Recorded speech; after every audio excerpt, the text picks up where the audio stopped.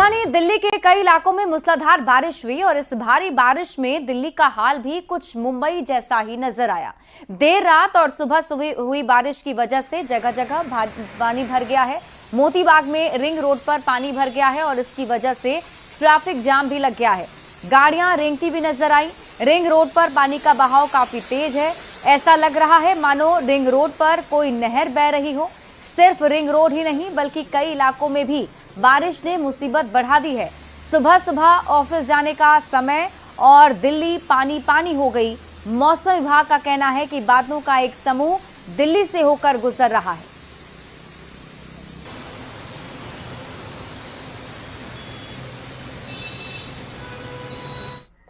और अगली बड़ी खबर आपको बांका से बता दें, जहां कांवरिया की चाकू मारकर हत्या कर दी गई है। 22 साल के असित मंडल की हत्या की खबर है। लूट का विरोध करने पर हत्या कर दी गई। बताया जा रहा है कि धनबाद के टुंडी के रहने वाले थे कांवरिया। कटोरिया थाना क्षेत्र का ये मामला बताया जा रहा है। तो इस वक्त की बड़ी खबर आपको बांका से बता रहे हैं, कांवरिया की चाकू मारकर हत्या कर दी गई। जानकारी के मुताबिक 22 साल के असित मंडल की हत्या की गई है, जिन्होंने लूट का विरोध किया था और अपराधियों ने हत्या कर दी।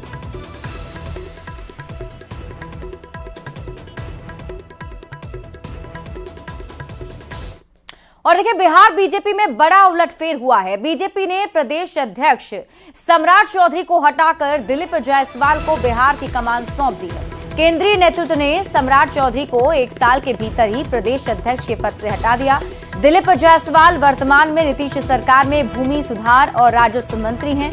बीजेपी के केंद्रीय नेतृत्व ने प्रदेश अध्यक्ष बनाकर जायसवाल को प्रदेश में अगले साल होने वाले विधानसभा चुनाव से पहले ये बड़ी जिम्मेदारी सौंप दी है। दिलीप जायसवाल वैश्य समाज से आते हैं। सीमांचल में इनकी अच्छी राजनीतिक पकड़ है। बिहार विधान परिषद के सदस्य भी हैं।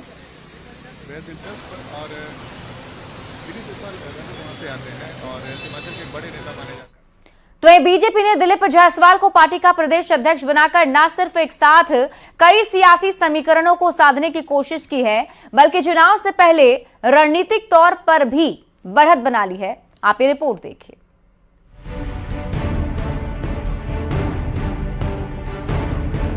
बिहार में अगले साल होने वाले विधानसभा चुनाव से पहले बीजेपी ने दिलीप जायसवाल को पार्टी का प्रदेश अध्यक्ष बनाकर रणनीतिक रूप से बढ़त ले ली है, खासकर सीमांचल इलाके में जहां महागठबंधन की पकड़ काफी मजबूत मानी जाती है।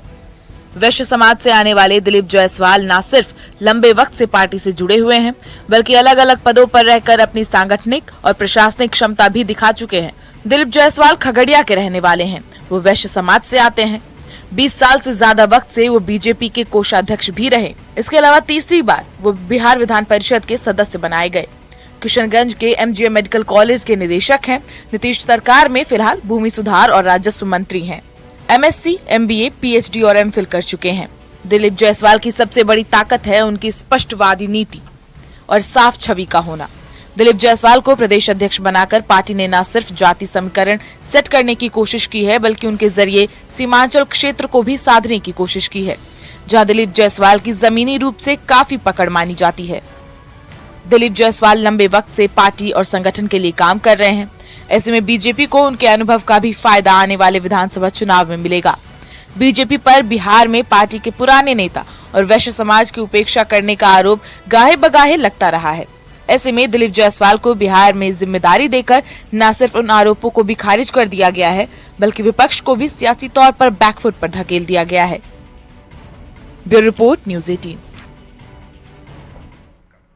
वहीं प्रदेश अध्यक्ष बनाए जाने के बाद दिलीप जायसवाल को बधाई देने वालों का तांता भी लगा हुआ है। न्यूज़ 18 से बातचीत में दिलीप जायसवाल ने बीजेपी के सभी नेतृत्व और कार्यकर्ताओं को धन्यवाद दिया।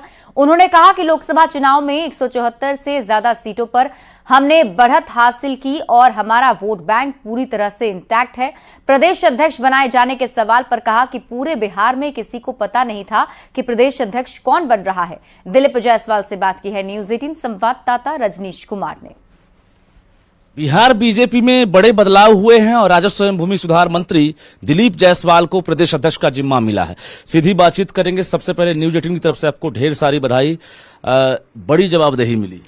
देखिए, सबसे पहले तो केंद्रीय नेतृत्व और जो प्रदेश के नेतृत्व हैं, सब लोगों को मैं हृदय से धन्यवाद देता हूं कि बहुत लंबे समय तक कार्यकर्ता के रूप में काम करते हुए, संगठन के लिए काम करते हुए आज जिस पद की जिम्मेवारी मुझे दी गई, इसके लिए मैं भारतीय जनता पार्टी के सभी नेतृत्व और सभी कार्यकर्ता को धन्यवाद देता हूं।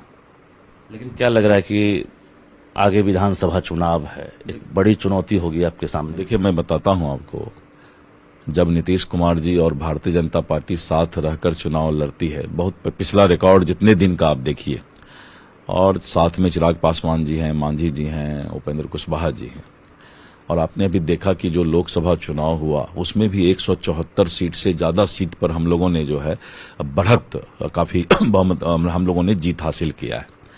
तो इसी से अंदाज लगा सकते हैं कि एक ट्रैक रिकॉर्ड अगर देखिए आप 10 साल 15 साल का, तो जो हमारा वोट बैंक है वो वोट बैंक इंटैक्ट है, और हम बहुत ही अच्छे तरीके से इस गठबंधन को मजबूती से बिहार में रख पाएंगे। सुबह से देख रहे हैं कि बधाई देने वालों का तांता लगा हुआ है, फोन पर भी और फिजिकली भी लोग आकर बधाई दे रहे हैं।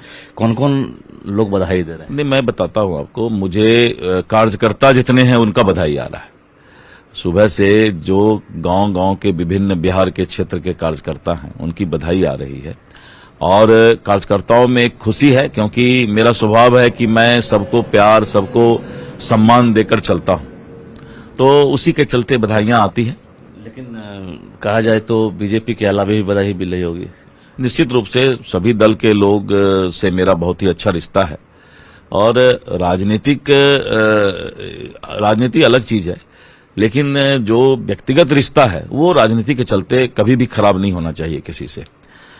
तो इसलिए मैं उसी माहौल के तहत राजनीति करता हूं शुरू से, तो मेरा रिश्ता सबसे अच्छा। दलीय बधाई मिल रही है। निश्चित रूप से सभी लोग खुश हैं, सारे दल के लोग खुश हैं कि एक अच्छे व्यक्ति को ये जिम्मेवारी दी गई है, और मुझे भी ईमानदारी से ये जिम्मेवारी निभानी चाहिए। केंद्रीय नेतृत्व की उम्मीदों पर कितने खड़े उतरेंगे? देखिए, 2025 एनडीए गठबंधन भारी बहुमत से सरकार बनाने जा रही है, और कोई भी महागठबंधन और ये जितने भी दल हैं वो सपना देखना बंद करें, क्योंकि बिहार की जनता एनडीए को पसंद करती है। नीतीश कुमार जी और भारतीय जनता पार्टी जीतन राम मांझी, चिराग पासवान, उपेंद्र कुशवाहा के नेतृत्व को पसंद करती है।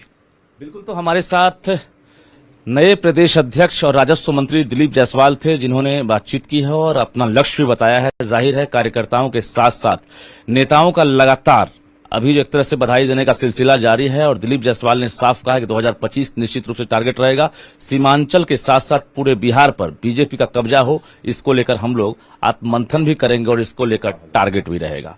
कैमरामैन अमित के साथ रजनीश कुमार, न्यूज़ 18 पटना।